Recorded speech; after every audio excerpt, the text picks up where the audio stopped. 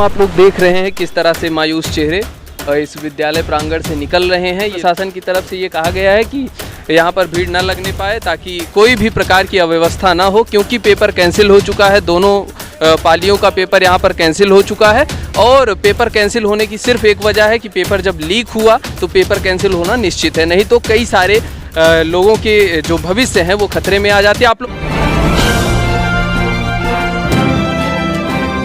सरकार तो यार जितने पेपर कराए सब MBBS नीट वगैरह सब असफलता ही है। सब असफलता है। ये सरकार रद्दी है। इस सरकार को हम लोग दोबारा नहीं बनाएंगे। हम लोग अखिलेश यादव के साथ हैं। अखिलेश यादव के साथ क्या कहेंगे आप इस पे? हम लोग को बहुत परेशानी होती है, बार बार समय भी जाता है और पैसा भी नुकसान होता है।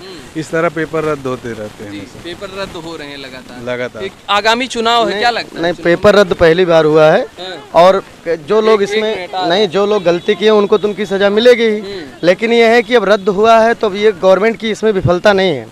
गवर्नमेंट हरदम अच्छा काम करता है। अब लेकिन अगर कोई गड़बड़ी हो गई तो अब कोई गलत किया, कोई आदमी गलत किया तो उसकी बाद में देखा जाएगा, लेकिन सब बीजेपी नंबर 1 है। अच्छा, बीजेपी नंबर 1। आपको क्या कहना है इस पे? आप इधर आ जाइए कैमरे पे। इसमें जो है वो सरकार की विफलता नहीं है, वो बच्चों की मतलब कि जो लोग करते कोई एक लोग हैं, नकल कोई एक लोग करे और भरे हम सब लोग। हाँ, तो ये थोड़ी है कि मतलब सरकार ने नहीं कहा ना कि सब लोग जाओ नकल करके आओ। भैया, सरकार ने नहीं कहा कि आप नकल करके आइए, लेकिन लोग अपने स्वार्थ के लिए इस तरह से पेपर रद्द करा रहे हैं। देखिए, इसमें शिक्षा माफिया की हाथ होता है। जो नकल माफिया होते हैं ये कहीं ना कहीं कुछ ऐसा कार्य करते हैं ताकि जो सबको भुगतना पड़ता है, पूरे प्रदेश को जी। तो इससे सरकार की विफलता नहीं, ये कहीं ना कहीं कुछ नकल माफियाओं का अपना क्या लगता है आपको? नकल माफियाओं को, जैसे बात की भैया ने नकल माफिया की, क्या लगता है कि नकल माफियाओं को अंकुश में लाया जा सकता है? नहीं, बिल्कुल कोई चीज़ असंभव नहीं है। चीज़ देखिए, 2-4 लोग ऐसे हैं, उनकी वजह से पूरी ये परीक्षा प्रणाली जो है सिस्टम पूरा डाउन हो गया है। अब आप जान लीजिए यहाँ कितने बच्चे कहाँ से कितनी महीनों से तैयारी करके यहाँ आए हैं और यहाँ आने के बाद इतनी निराशाजनक सूचना मिलने के बाद बड़ी तकलीफ हुई है। लोग कहीं दूर से 50 किलोमीटर 70 किलोमीटर दूर से आए हैं, तो बहुत दुख की बात है और इस तरह से नहीं होना चाहिए। बस यही कहना चाहेंगे कि सरकार इन सब चीज़ों पे थोड़ा ध्यान दे और सुधार करे। क्या लगता है आगामी चुनाव में इसका कोई प्रतिफल मिले?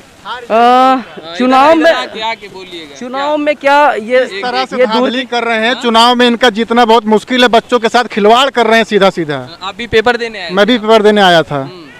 ये सोचिए कि जो है इस स्तर पे पेपर लीक कर रहे हैं। ऐसा कोई पेपर नहीं जो लीक ना हो रहा हो इस समय। तो बच्चों का भविष्य लोग जो डुबो दे रहे हैं। ऐसा भी तो हो सकता है अपोजिशन की एक चाल हो, क्योंकि चुनाव है। चुनाव में तो अरे भैया, जो इस समय शासन में है, जब वो नहीं कोई चाल कर पाएगा तो अपोजिशन क्या कर पाएगा? ऐसा है सर, अपोजिशन का मतलब क्या होता है? वो तो आपकी कमियां ढूंढेगा। आप कमियों का अवसर देंगे तब वो अवसर का लाभ उठा पाएंगे ना। अपोजिशन जब विपक्ष को आप मौका देंगे, आप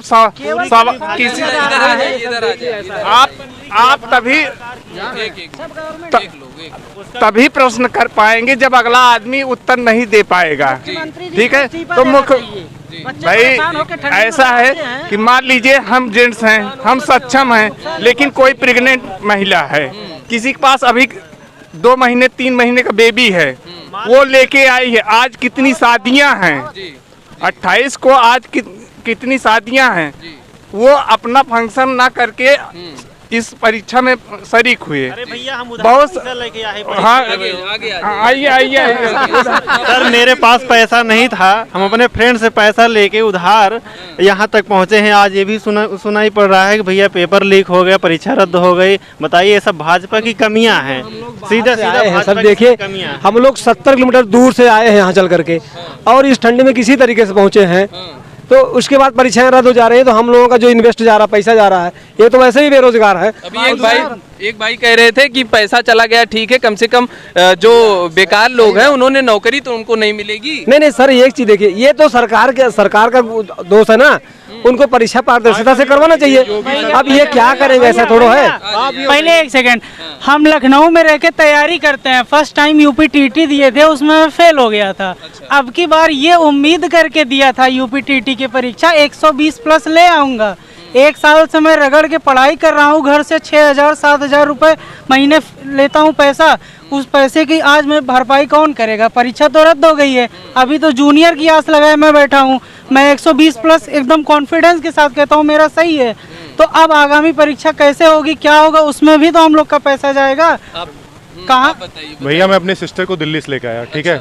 अब आप बताइए, दिल्ली से यहाँ मैं लेके आया, यहाँ पेपर दिलाया, 1 साल उनको तैयारी कराया।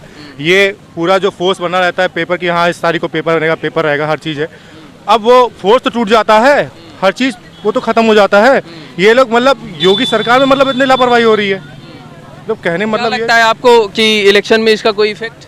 क्योंकि जिस तरह से देखो भाई, हम लोग हैं स्टूडेंट, हम लोग हैं स्टूडेंट, हम लोग का वो तो कुछ है नहीं। नहीं, वोटिंग तो आप लोग का सुनो, कहने मतलब ये है किस तरह की लापरवाहियां ना हो, सबका अपना वो है। अब इस तरह की लापरवाहियां ना हो यार, कोई क्या क्या चीज छोड़ के आ रहा है, हर चीज पेपर दे रहे आ रहा है, सबके भविष्य की बात है, ठीक है। आप बताइए। मैं ये कह रहा हूँ कि सबका इसमें अपना अपना दृष्टिकोण है। कुछ लोग ये जान रहे हैं कि गलती हुई, कुछ लोग ये भी सोचा जा सकता है कि इसको समय रहते पकड़ लिया गया, ठीक है। जितनी लोग हम लोग मेहनत किए हैं, इसके बदले में जो लोग जुगाड़ लगा के इसका आंसर की पा जाते, वो नंबर ज़्यादा पा जाते। तो इससे अच्छा चलो थोड़ा धन जा रहा है, लेकिन कम से कम इसके बाद फिर से जब परीक्षा होगी तो उस पर नकेल लगेगी कम से कम। तो इसको हम एक दृष्टिकोण ये भी देख सकते हैं कि जिसने भी इसको पकड़ा, अच्छा किया उसने कि समय रहते पकड़ लिया गया।